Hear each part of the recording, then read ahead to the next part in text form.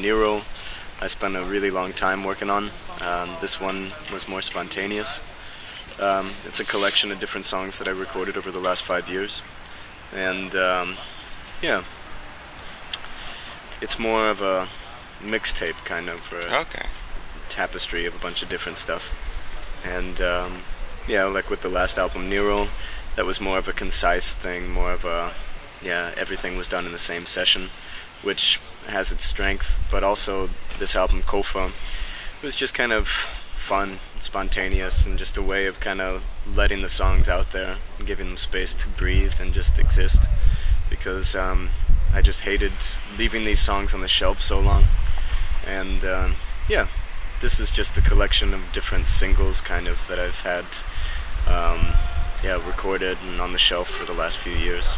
And yeah, so this was more spontaneous, more, yeah, organic kind of, whereas the last album, Nero, was more planned. This was more just kind of, yeah, happened. Yeah. So it's a pretty big difference.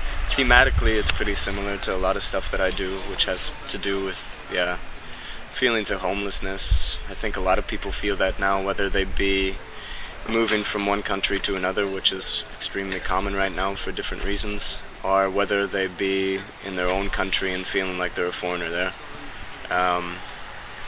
which is something that I and a lot of friends of mine feel as things move to the right politically.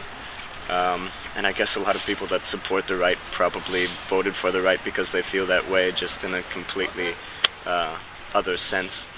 So yeah, I think it's a pretty universal theme at the moment, feelings of homelessness, looking for meaning in a world that seems deprived of it, without, yeah, class identity, without God, without anything, just trying to reevaluate what identity is for an individual and a group. So that's what I write about. Yeah, yeah. That's serious stuff. Yeah. Why write about pointless shit? Yeah, yeah.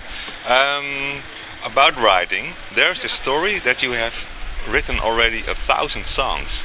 No, I think it's like 1,300 or 400. Okay, okay. The 1,000 song story is a while ago. Yeah, I mean, I wrote most of them when I was a teenager. And most of them sound like total shit. I started writing when I was like 13, and I used to write like 2 to 5 songs a day sometime. I would just blaze through them, and most of them sound terrible. Like nowadays, I usually don't write that much. I've probably only written a couple hundred songs in the last few years. The bulk of that was when I was younger. But still, they're there. It's not bullshit. It's true. Okay. But is there a chance that we will hear them all? No. Okay. There's no chance. Yeah. I hope not. I fucking hope not. It's like, yeah, that's blackmail. That would be total blackmail. People had to listen to my first songs. Oh God, especially nowadays with the internet, because like you search somebody's name and you never know what you're gonna get, whether it's their best song or whether it's their shittiest song. And knowing my luck, my shittiest song would become my most popular one, and then I have to go play it all the time. That would be fucking terrible. About the new album, we were really excited because there's a song on the album with a Dutch word. Yeah. Koffer. Yeah, yeah. But we don't hear any Dutch in the song. Yeah, because I live in Germany and Austria, and I speak German. I sound like an idiot when I do, but I still speak it. And yeah, Koffer, it means the same thing in German and Dutch. So yeah, it's an international thing. Yeah, yeah. When did you move to Germany? I actually moved to Austria in 2008, studied political science, and then I moved to Berlin in 2010. I moved back to Vienna a year or 2 ago, and now I live close to Munich for a year, doing an artist in residence in Dachau, which has a bad history, but it's actually a really nice town. So, yeah, I move around a lot. Okay, so it's not because of Elvis. What do you mean?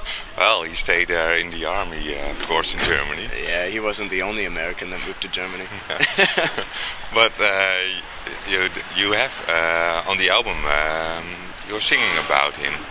Yeah, well, I'm not really singing about him. I'm singing more about a guy in my hometown I don't even know if that guy liked Elvis, but like that song "Candles for Elvis" I wrote in 2006. Yeah, 2006, 10 years ago. And it was just kind of about this idea of like idol worship. And yeah, I wrote it on I think it was the 30th anniversary of Elvis's death. And on that day I saw in the newspaper 2 stories. There were all these people mourning Elvis's death in Memphis on one side of the page, and on the other side of the page there was a story about thousands of people dying in an earthquake in Peru. And I thought to myself, who the fuck would care more about Elvis dying 30 years ago than these people that are dying today? And I realized that it was probably this guy in my hometown. And I wrote this song from his perspective, trying to understand that, just this apathy toward others. And I mean, I think that we all feel it sometime, just like being overwhelmed by these stories about shit that happens on the other side of the world. And also just trying to find ourselves by, like, projecting and reflecting identities off of some idol, whether it be Elvis or whether it be Greeuw or some fucking political demagogue. Yeah, that song doesn't really have anything to do with Elvis. Okay, but I heard something about Sideburns in the song. Yeah. Yeah, but a lot of people had sideburns. A lot of people moved to Germany. Yeah. Wonder what I should do with them if they turn grey. Nah, buy a sequin suit.